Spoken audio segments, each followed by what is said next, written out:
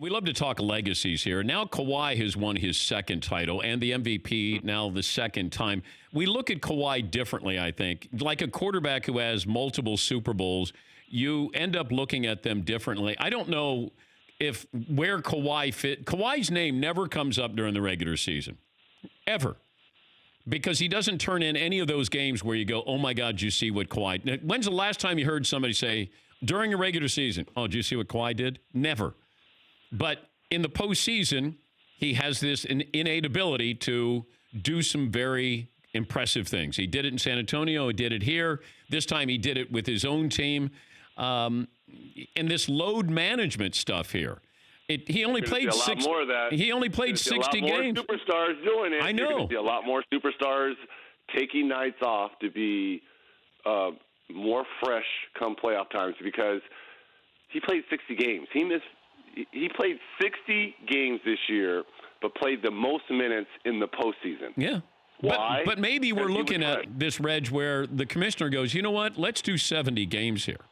You know, let me meet you halfway here. Nothing drastic, but let's go 70 games. I wonder as we move forward with this load management term, how that affects the commissioner and the owners as they move forward as well. I don't know if the owners are going to sign off on that because now you're taking money out of the pockets of the owners. So I don't know if they're going to go that way. But here, I will say this about Kawhi.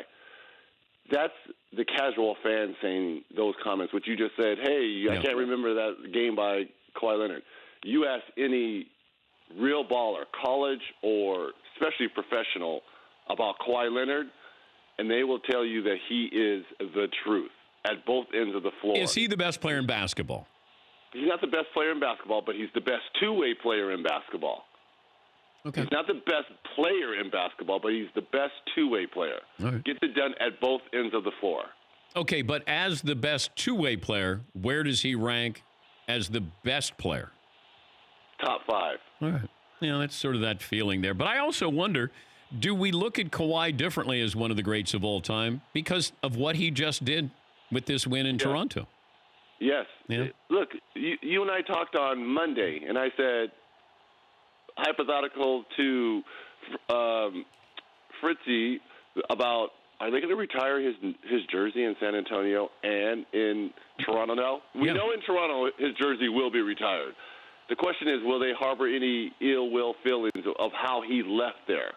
And I think he kind of addressed that last night, saying that people thought he was faking an injury and that he didn't want to play for Popovich. I don't think that was the case.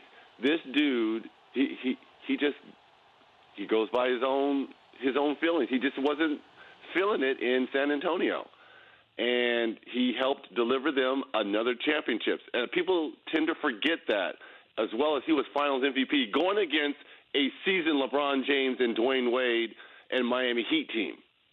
Right? Yeah. He was a young Kawhi and got Finals MVP. This time around, a collection of role players. I'm not even quite sure, was there a top 30 player on Toronto's team that just won the championship? Do you consider Kyle Lowry a top 30, Pascal Siakam top 30? Is there in the top league? 30 player in the league? No. And you win a championship? Yeah. Okay, at least when he was with San Antonio, not that Tim Duncan was a top 30 at the time, but you had Tony Parker, Manu Ginobili. I mean, you had guys that understood how to win championships. He took a team with a bunch of great role players and won a championship. Yeah. We have to look at him differently. We have to look at those two Finals MVP. Yes, right now he is one of the all-time greats. For more Dan Patrick Show, tune into Audience Channel 239 on DirecTV. Stream for free on BR Live or download the Dan Patrick Show app.